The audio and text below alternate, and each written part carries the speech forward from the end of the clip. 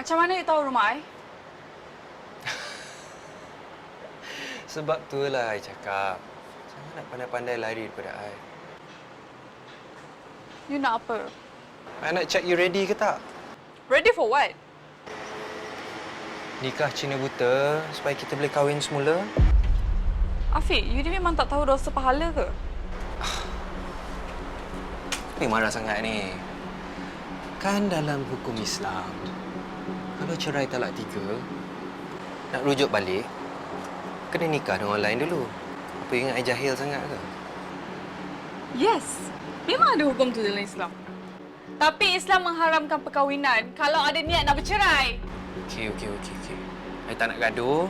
I datang sini dengan cara yang baik.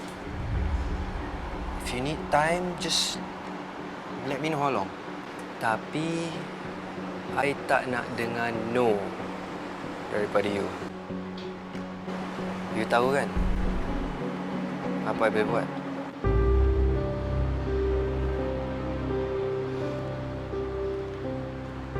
Bagi I masa. Dalam sebulan ke? Good girl.